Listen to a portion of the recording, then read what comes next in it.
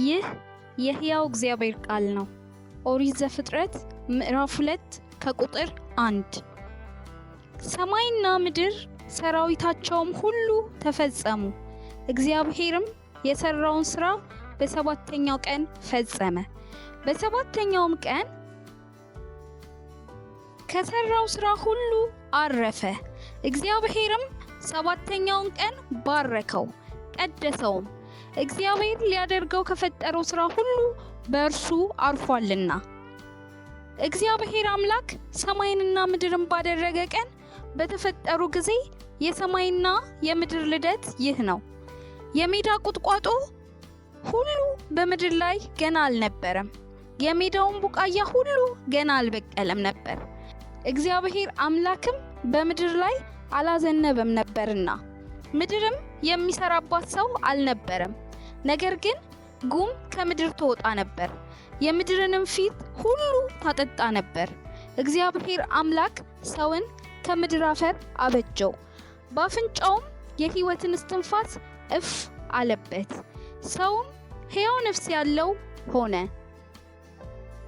እግዚአብሔር አምላክም በምስራቅ በኤደን ገነትን ተከለ፣ የፈጠረውንም ሰው ከዚያው አኖረው። እግዚአብሔር አምላክም ለማየት ደስ የሚያሰኘውን ለመብላትም መልካም የሆነውን ዛፍ ሁሉ ከምድር አበቀለ። በገነትም መካከል የሕይወትን ዛፍ መልካምንና ክፉን የሚያስታውቀውን ዛፍ አበቀለ።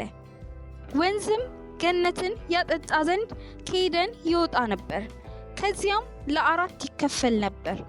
የአንደኛው ወንዝ ስም ፊሶን ነው፣ እርሱም ወርቅ የሚገኝበትን የኤውላውጥን ምድር ይከባል። የዚያም ምድር ወርቅ ጥሩ ነው፣ በዚያም ሉልና የከበረ ድንጋይ ይገኛል። የሁለተኛው ወንዝ ስም ጊዮን ነው፣ እርሱም የኢትዮጵያ ምድር ሁሉ ይከባል። የሶስተኛው ወንዝ ስም ጢግሮስ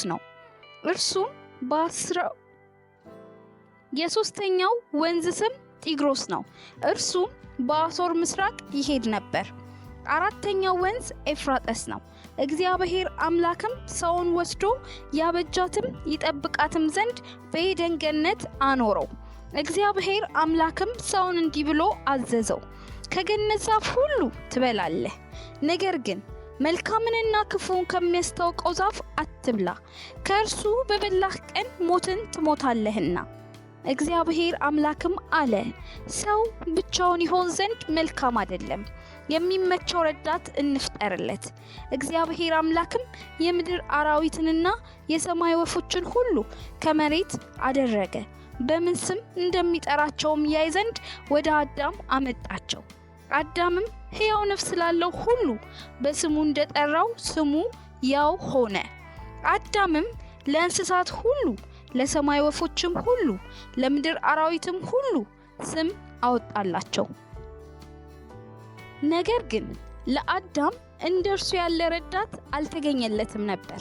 እግዚአብሔር አምላክም በአዳም ከባድ እንቅልፍን ጣለበት፣ አንቀላፋም። ከጎኑም አንዲት አጥንትን ወስዶ ስፍራውን በሥጋ ዘጋው። እግዚአብሔር አምላክም ከአዳም የወሰዳትን አጥንት ሴት አድርጎ ሰራት፣ ወደ አዳምም አመጣት። አዳምም አለ፣ ይህች አጥንት ከአጥንቴ ናት፣ ሥጋም ከሥጋዬ ናት። እርሷ ከወንድ ተገኝታለችና ሴት ትባል። ስለዚህ ሰው አባቱንና እናቱን ይተዋል፣ በሚስቱም ይጣበቃል፣ ሁለቱም አንድ ሥጋ ይሆናሉ። አዳምና ሚስቱ ሁለቱም ራቁታቸውን ነበሩ፣ አይተፋፈሩምም ነበር። ምዕራፍ 3። እባብም እግዚአብሔር አምላክ ከፈጠረው ከምድር አራዊት ሁሉ ይልቅ ተንኮለኛ ነበረ። ሴቲቱም በውኑ እግዚአብሔር ከገነት ዛፍ ሁሉ እንዳትበሉ አዟልን አላት። ሴቲቱም ለእባቡ አለችው፣ በገነት ካለው ዛፍ ፍሬ እንበላለን፣ ነገር ግን በገነት መካከል ካለው ከዛፉ ፍሬ እግዚአብሔር አለ፣ እንዳትሞቱ ከእርሱ አትብሉ፣ አትንኩትም። እባብም ለሴቲቱ አላት፣ ሞትን አትሞቱም፣ ከእርሷ በበላችሁ ቀን ዓይኖቻችሁ እንዲከፈቱ እንደ እግዚአብሔር መልካምንና ክፉን የምታውቁ እንድትሆኑ እግዚአብሔር ስለሚያውቅ ነው እንጂ። ሴቲቱም ዛፉ ለመብላት ያማረ እንደሆነ ለዓይንም እንደሚያስጎመጅ ለጥበብም መልካም እንደሆነ አየች። ከፍሬውም ወሰደችና በላች፣ ለባሏም ደግሞ ሰጠችው። እርሱም ከእርሷ ጋር በላ። የሁለቱም ዓይኖች ተከፈቱ፣ እነርሱም ራቁታቸውን እንደሆኑ አወቁ። የበለስንም ቅጠሎች ሰፍተው ለእነርሱ ለራሳቸው ግልድም አደረጉ። እነርሱም ቀኑ በመሸ ጊዜ የእግዚአብሔርን የአምላክ ድምፅ ከገነት ውስጥ ሲመላለስ ሰሙ። አዳምና ሚስቱ ከእግዚአብሔር ከአምላክ ፊት በገነት ዛፍ መካከል ተሸሸጉ። እግዚአብሔር አምላክም አዳምን ጠርቶ ወዴት ነህ አለው። እርሱም አለ፣ በገነት ድምፅህን ሰማሁ፣ ራቁቴን ስለሆንኩኝም ፈራው ተሸሸኩም። እግዚአብሔርም አለው፣ ራቁትህን እንደሆንክ ማን ነገረህ? ከእርሱ እንዳትበላ ካዘዝኩህ ዛፍ በውኑ በላህን? አዳምም አለ፣ ከኔ ጋር እንድትሆን የሰጠኸኝ ሴት እርሷ ከዛፉ ሰጠችኝና በላው።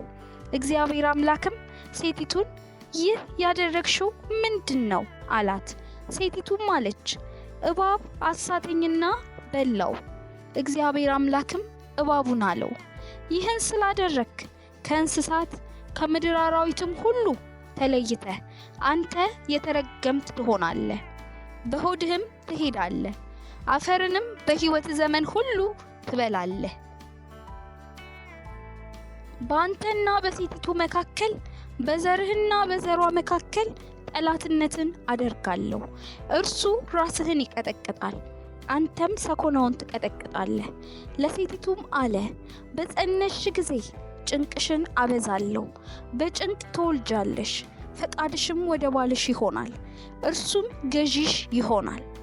አዳምንም አለው፣ የሚስትህን ቃል ሰምተሃልና ከእርሱ እንዳትበላ ካዘዝኩህ ዛፍም በልተሃልና ምድር ካንተ የተነሳ የተረገመች ትሁን፣ በሕይወትህ ዘመንም ሁሉ በድካም ከእርሷ ትበላለህ። እሾህና አሜኬላንም ታበቅልብሃለች፣ የምድርንም ቡቃያ ትበላለህ። ወደ ወጣህበት መሬት እስክትመለስ ድረስ በፊትህ ወዝ እንጀራን ትበላለህ፣ አፈር ነህና ወደ አፈርም ትመለሳለህ። አዳምም ለሚስቱ ሔዋን ብሎ ስም አወጣላት። አፈር ነህና ወደ አፈርም ትመለሳለህና። አዳምም ለሚስቱ ሔዋን ብሎ ስም አወጣ፣ የሕያዋን ሁሉ እናት ናትና። እግዚአብሔር አምላክም ለአዳምና ለሚስቱ የቁርበትን ልብስ አደረገላቸው፣ አለበሳቸውም። እግዚአብሔር አምላክም አለ፣ እነሆ አዳም መልካምንና ክፉን ለማወቅ ከኛ እንደ አንዱ ሆነ። አሁንም እጁን እንዳይዘረጋ ደግሞም ከሕይወት ዛፍ ወስዶ እንዳይበላ ለዘላለምም ሕያው ሆኖ እንዳይኖር ስለዚህ እግዚአብሔር አምላክ ከኤደን ገነት አስወጣው። የተገኘባትንም መሬት ያርስ ዘንድ አዳምን አስወጣው። ወደ ሕይወት ዛፍ የሚወስደውን መንገድ ለመጠበቅ ኪሩቤልንና የምትገለባበት የነበልባል ሰይፍን በኤደን ገነት ምስራቅ አስቀመጠ። ይህንን እያዳመጣችሁ ያላችሁ እግዚአብሔር ይባርካችሁ። ለሌሎች እንዲደርስ ላይክ፣ ሼር፣ ሰብስክራይብ አድርጉ። ምዕራፍ 4 ነገ ይቀጥላል። ከምዕራፍ 4 ጀምሮ ነገ ይቀጥላል። ተባረኩ።